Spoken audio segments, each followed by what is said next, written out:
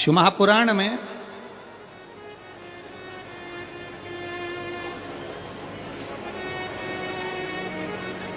एक रावण संहिता के अंतर्गत 4 तिलक का वर्णन आता है। थोड़ा सावधानी से सुनिएगा। 4 तिलक का वर्णन रावण संहिता के अंतर्गत आता है और अथर्ववेद में भी कुछ वृक्षों की फल पत्ती का वर्णन आता है, उसका भी स्मरण इस कथा के माध्यम से। पहले नंबर का तिलक होता है सफेद आंकड़े की जड़ का तिलक। सफेद आंकड़े की जड़ का तिलक। सफेद आंकड़े की जड़ देखिए, आप लोगों ने सफेद आंकड़े का पुष्प देखा है? हम आस्था चैनल वालों से भी निवेदन करेंगे कि कथा में जिस जिस तिलक का वर्णन किया जाए उसके पौधे का दर्शन भी कराएं, जिससे लोगों को मार्गदर्शन मिले कि कौन सा पौधा बोला जा रहा। सफेद आंकड़े की जड़ का तिलक। और यही सफेद आंकड़े की जो जड़ होती है संतान प्राप्ति के लिए तुमरुकेश्वर का नाम लेकर कमर में लाल धागे में बांधा जाता है, जैसा आप लोग पहले कथाओं के माध्यम से श्रवण कर चुके। एक होता है पहले नंबर पर सफेद आंकड़े की जड़ का तिलक। यह क्या काम आता है और किस लिए लगाया जाता है? तो शिव महापुराण की कथा कहती है, जिस दिन आपको लगे कि मुझे इस कार्य के लिए जाना है और ये मेरा कार्य सफल होना चाहिए, ये कार्य मेरा रुक रहा है, इस कार्य में बाधा आ रही है, ये कार्य मेरा अटक रहा है, उस दिन सफेद आंकड़े की जड़ को थोड़ा सा घिस कर और घिसने के बाद उसको अष्ट विनायक में से किसी भी एक विनायक श्री गणेश जी का नाम लेकर अपने मस्तक पर थोड़ा सा तिलक उस सफेद आंकड़े की जड़ का लगाकर चले जाइए। वो कार्य आपका सफल होकर ही रहेगा। भले 8 दिन लग जाएं, 10 दिन लग जाएं, पर सफलता उस कार्य में मिलती जरूर है। पहले नंबर पर आता है सफेद आंकड़े की जड़ का तिलक। दूसरे नंबर पर अपामार्ग की बीज का तिलक। अपामार्ग एक पौधा होता है, आप लोग टीवी पर उसका दर्शन कर रहे होंगे, एलईडी पर आप देख रहे होंगे। अपामार्ग की जड़ का अर्थात अपामार्ग का जो पौधा होता है उसका जो बीज होता है, जैसे आप ऊपर लगा हुआ देख रहे हैं, इसमें बीज लग रहा है। पौधे को आप लोग देख रहे होंगे टीवी पर, एलईडीओ पर, एलईडी भी चल रही है, एलईडीओ पर भी देख रहे होंगे कि ये अपामार्ग का जो पौधा होता है ये आपको आपके घर के आसपास में कहीं पर भी मिल जाएगा, जंगल में मिल जाएगा, आपके घर के पास लगा हुआ मिल जाएगा, ये हर कहीं लग जाता है। अपामार्ग का जो पौधा होता है, इसका जो बीज होता है, इसका जो फल होता है, फल में जो बीज होता है, इस बीज को सुखा लिया जाता है। सुखाकर इसको पीस लिया जाता है और पीसकर इसको जहां पर भगवान शंकर का शिवलिंग है, शिवलिंग का जल बहकर जहां से नीचे गिरता है, उसको समझ लें, थोड़ा सा आप लोग ध्यान में आ जाएगा आप लोगों के।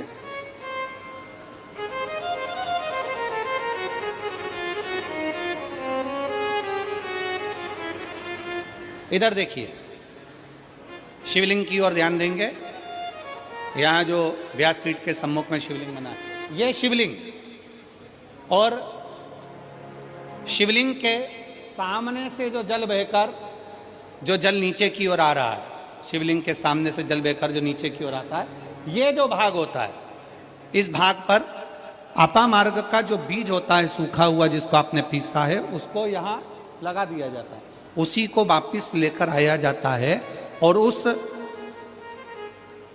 बीज का जो चंदन होता है, जिसको अपन पानी में मिलाकर सिर पर लगाते हैं, कोई व्यक्ति आपका अगर धन लेकर चले गया, कोई व्यक्ति आपकी संपदा लेकर चले गया, कोई कार्य आपका बहुत दिन से कोर्ट में अदालत में चल रहा है, लगभग 1 महीना इसका तिलक लगाना चालू कर दीजिए, दूसरे महीने में आपका धन आपके घर पर जरूर आएगा और आपका कार्य पूर्ण जरूर होगा। अपामार्ग का बीज का चंदन तिलक। अपामार्ग का तिलक हमें सुख प्रदान करता है। तीसरे नंबर पर होता है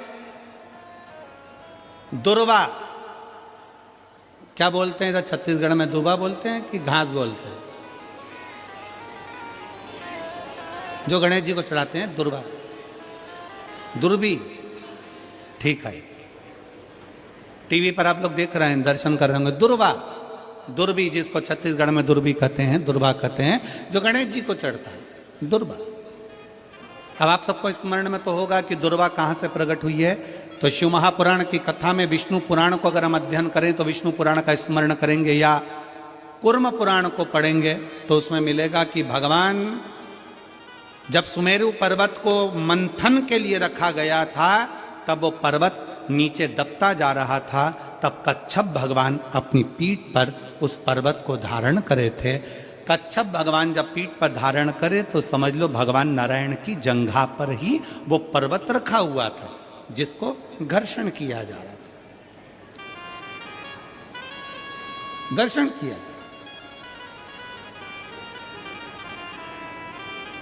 वो पर्वत जैसा जैसा घसा रहा था, रोम गिर रहे थे, उसी रोम की दुर्वा का भाव हमारे शास्त्रों में आता, उसी से दुर्वा की उत्पत्ति मानी। दुर्वा गणेश जी को प्रिय है। और दुर्वा का फल कितना है? दुर्वा का फल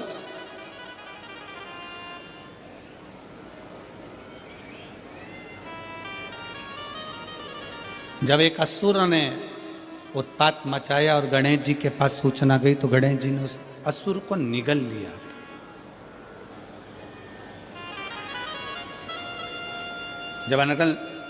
जब देखा, अनायास उस असुर की ओर देखा तो भगवान गणेश जी ने उसको निगल कर अपने गर्भ में, अपने पेट में उसको धारण कर लिया। अंदर ज्वाला उत्पन्न हुई। भगवान शंकर ने एक दुर्वा गणेश जी को दी, उन्होंने पाई, अंदर बैठा हुआ असुर समाप्त हो गया। पाप कर्म हो, बेकार कर्म हो, गलत कर्म हो, असत्यता हो, या कई हमारे हाथों से हमारे द्वारा कोई पाप कर्म यदि हो जाता है, वैसे तो संपूर्ण विश्व में शिव महापुराण की कथा कहती है 4 स्थान पर प्रत्येक व्यक्ति से पाप होता है। पहला, झाड़ू लगाते समय छोटे छोटे जीव मर जाते हैं जिसका पाप माथे चढ़ जाता है। दूसरा, अग्नि जलाते समय छोटे छोटे पतंगे जल जाते हैं जिसका पाप मस्तक पर चढ़ जाता है। तीसरा, जल में कपड़े धोते समय, स्नान करते समय छोटे छोटे जीव मर जाते हैं जिसका पाप माथे चढ़ जाता है। चौथे नंबर का, चलकर जाते समय अपने पांव के नीचे, चप्पल के नीचे छोटे छोटे जीव मर जाते हैं जिसका पाप माथे चढ़ जाता है। शिव महापुराण की कथा कहती है एक दुर्वा शंकर जी को, एक दुर्वा गणेश जी को जब हम समर्पित करते हैं तो हमारे मस्तक का सारा पाप अपने आप समाप्त हो जाता है। दुर्वा में इतना तेज हो, दुर्वा। और शिव पुराण कह रही है तीसरे नंबर का तिलक है दुर्वा का। दुर्वा का तिलक, दुर्वा को चढ़ी हुई जब छोटी सी दुर्वा लेकर उसको सूखने के बाद भस्म बनाकर शंकर को चढ़ाकर उस भस्म को लाकर मस्तक पर यदि तिलक लगाया जाए, उस दुर्वा का तिलक यदि मस्तक पर लगाया जाए, कोई व्यक्ति तुमसे कह दिया कि तेरे बस का ये नहीं है, कोई ने कह दिया तू ये सरकारी नौकरी पा ही नहीं सकता, कोई ने कह दिया कि तू ये काम कर ही नहीं सकता, तू मकान बना ही नहीं सकता, कोई ने कह दिया तेरी दुकान चलेगी ही नहीं चाहे कितनी खोल ले, अगर आपका कोई आत्मबल नीचे गिराता है तो 20 दिन तक दुर्वा का तिलक यदि मस्तक पर लगाया जाए तो आत्मबल भी बढ़ता है और कार्य सिद्ध होता है। ये दुर्वा तिलक की महत्व है। चौथे नंबर पर आता है बेलपत्र की जड़ का तिलक, जिसको हम पहले भी कथाओं में बोल चुके हैं कि बेलपत्र कि मिट्टी का भी अगर तिलक लगाया जाए, बेलपत्र के नीचे की मिट्टी का भी अगर तिलक लगाया जाए तो वो भी फल देता है। तो बेलपत्र की जड़ का तिलक तो बहुत मूल है। कभी अब मान लो कहीं बेलपत्र की जड़ ऐसे नहीं निकालना चाहिए, बेलपत्र हरा भरा रहे तो कभी उसकी जड़ नहीं निकालनी, कभी भी। मान लो कोई बेलपत्र का वृक्ष सूख गया, कोई बेलपत्र का वृक्ष अगर सूख गया है, उसकी अगर जड़ मिल गई है तो उसको घिस कर उसका चंदन बनाकर शिव का लेपन कर उस चंदन को अपने मस्तक पर भी धारण कर सकते।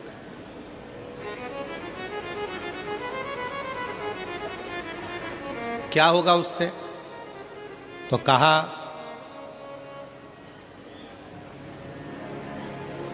किसी व्यक्ति को कोई कार्य के हेतु आपने बोला है और वो व्यक्ति कार्य से इनकार कर रहा है, मना कर रहा है कि ये मेरे बस का नहीं है, मैं नहीं करूंगा, उठाओ तुम्हारी फाइल लेकर जाओ यहां से, ये मैं नहीं करूंगा। तुम्हें लग रहा है कि ये केस मुझे जीतना है और मैं सत्य हूं और मेरा केस मुझे जीतना है और असत्यता भारी पड़ रही है, झूठ भारी पड़ रहा है, उस समय पर बेलपत्री का चंदन का तिलक या बेलपत्री के वृक्ष की मिट्टी का तिलक व्यक्ति को सफलता जरूर देता है। उस तिलक को धारण जरूर करना चाहिए, उस तिलक को जरूर धारण। बेलपत्र का तिलक, बेलपत्र की मिट्टी का तिलक, बेलपत्र के वृक्ष के नीचे बैठकर करा गया भजन, बेलपत्र के वृक्ष के नीचे बैठकर करी गई साधना, बेलपत्र के वृक्ष के नीचे बैठकर करी गई आराधना हमें फल प्रदान करती है। और मैं संपूर्ण देशवासियों को इसके लिए बहुत बहुत साधुवाद देता हूं, बहुत बहुत बधाई देता हूं कि जब वृक्षारोपण कराया जाता है विठले सेवा समिति द्वारा, सारे शिव भक्त अपने अपने क्षेत्र में बेलपत्री का पौधा लगाते हैं और बेलपत्री के वृक्ष को बड़ा करते हैं। उसके लिए आपको साधुता देते हैं, साधुता। अपने जीते जी अपने जीवन काल में प्रयास जरूर करो कि बेलपत्री का पौधा जरूर लगाया जाए, क्योंकि जब हम भोले बाबा के, भगवान शंकर के चरणों में जाएं तो शिव कृपा करें।